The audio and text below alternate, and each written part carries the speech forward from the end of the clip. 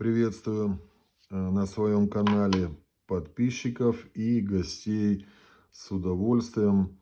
Вот сегодня поговорим о ножах с ножнами из бычьего хвоста. Ну вот такая национальная традиция, я бы так сказал, аутентичность якутских ножей. Есть у них направление, делают мастера ножны из бычьего хвоста.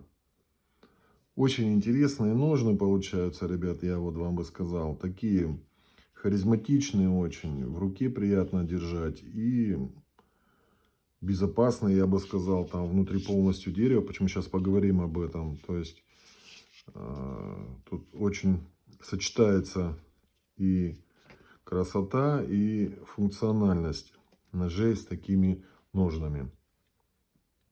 Ну, начнем по порядку. Первое, это вот, когда начинают делать ножны для такого ножа, там самое главное еще вот долгий процесс делать как посадочное место, как заготовку эту, где будет сидеть, находиться нож. Это делается с двух деревьев, склеивается, это все обрабатывается, делается форма будущих ножен. Я бы сказал так, это даже вот почерк у всех мастеров практически разная форма ножен. Вот даже так, если обратить внимание, кто-то делает там плоские, там кто-то там такие там прямоугольные. Ну, то есть по-разному все мастера, как это как почерк свой, делают эту деревянную заготовку. Потом, когда натягивают ножны, уже придается вид этим ножнам. Поэтому, как бы я говорю, вот у многих мастеров все это разное вид. Вот смотрите, сейчас я вытащу нож. Здесь полностью все деревянная эта заготовка. Вот подгоняется нож туда, посадочное место. И вот понимаете как, надо, чтобы он и входил, ну не так, что он туда не войдет, да, допустим, там плохо входит. И в то же время, чтобы не болтался. Это вот как точно надо под нож, ну под рукоять обработать это все внутри там, чтобы нож сидел вот как ему полагается. То есть щелчком и туго, чтобы не вылетал оттуда. Вот у Спиридона сделано вообще конкретно, он вообще никак не вылетит, то есть молодец, подгоняет парень очень классно. Он, хоть ты там повисни на нем, он не вылетит никогда.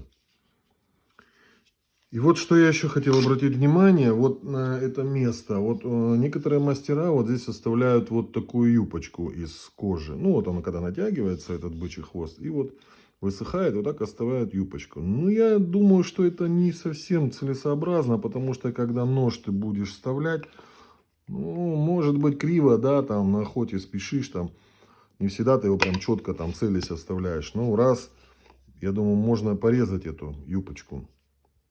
Здесь же у Спиридона сделано вот, видите, четко вот обрезано по дереву. Но получается в этом месте как монолит такой, ровно все. Ровно. Поэтому криво-косо чуть-чуть попадешь, поспешишь, ничего ты не порежешь, потому что здесь дерево, ничему не навредишь. Очень функционально вот здесь сделана, продуманная тема. Молодец. Потом бы я еще хотел поговорить вот об этих местах на ножнах с бычьего хвоста. У некоторых мастеров, у многих, я вот даже сейчас не побоюсь назвать имя, у Бурдыки, у Вардылина, у него близко вот это место и узко. То есть, если где-то при каком-то рывке, я так думаю, даже может вырвать это.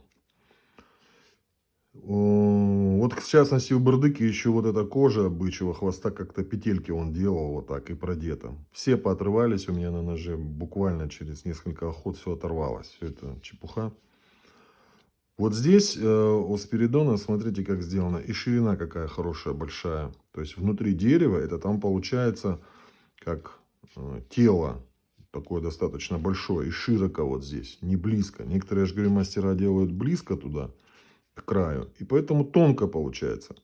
И можно вырвать это. Ну, где-то, я же говорю, там на лошади едешь, спрыгнул, там зацепился за сбрую. А бах, и может вырвать. Здесь не вырвешь, потому что тут достаточно очень крепко сделано. Вот такие вот моменты. А потом вот по поводу самой шкуры, как она вот одевается, ну, чехол этот, ну, бычий хвост там размачивается. Ну, в Ютубе есть эти все туториалы. Ну, и Спиридон сам как-то показывал тоже, как это размачивается, натягивается, тут завязывается. Все это высыхается. Еще что, ребята, я хотел бы сказать насчет ножен с бычьего хвоста, что вот вот кожа, сама эта кожа, она должна быть обработана чем-то влагоотталкивающим, какой-то пропиткой. Потому что, ну, это все-таки гольная такая кожа чистая, как бы сыромятина, она в себя впитывает воду. Ну, как впитывает воду? Влагу. То есть, со временем, если вы там несколько суток где-то находитесь, там где-то во влажной среде, дожди, там в палатке, там где-то, ну, очень много влаги, оно может стать мягким. Поэтому это дело надо пропитывать, чтобы оно водоотталкивающее было. Ну, естественно, не от там первого дождя сразу мокнет, а ну, достаточно там несколько суток, если где-то во влаге. Ну, поэтому, как вот уход за кожей, его надо чем-то обрабатывать влагоотталкивающим, и тогда будет все хорошо. Ну, и так будет с ним все хорошо. Ну, как бы такой небольшой совет. Ну, вот, что еще сказать по поводу ножен? Вот по функциональности, что, смотрите, по безопасности. Здесь получается все полностью деревянное. Как бы ты ни сел, где оно в рюкзаке у тебя бы не стало, оно никогда не пробьет. У меня один знакомый сел на ножны, кожаные ножны, на нож вот так садился, он у него попал под ягодицу и под голень. И он как бы сел, и получилось, он пробил ножны и воткнулся в ногу. Здесь же, ребят, такого никогда в жизни не произойдет, потому что здесь и там, вот видите, получается, садится больстер в дерево. И он туда дальше никогда в жизни не пойдет, как бы вы ни давили. И вот эта вся тема, все держит сами ножны, но они и склеены между собой. То есть, получается, вы просто можете сесть, как на кусок бревна. То есть, вам ничего нигде не пробьет. Тоже очень такой важный момент и нужный вот такой конструкции. Ну, вот так. Ну, и смотрится, я же говорю, очень харизматично, очень так аутентично, красиво. Блин, ну, вот берешь и чувствуется такое, веет от ножа с такими ножнами, какими-то мыслями о крайнем севере, о народе том, который его сделал, этот нож. Очень, говорю, приятно держать. Так что, ребята, вот берите такие ножи, в смысле покупайте с такими ножнами, будете обеспечены эмоциями положительными и будете очень довольны.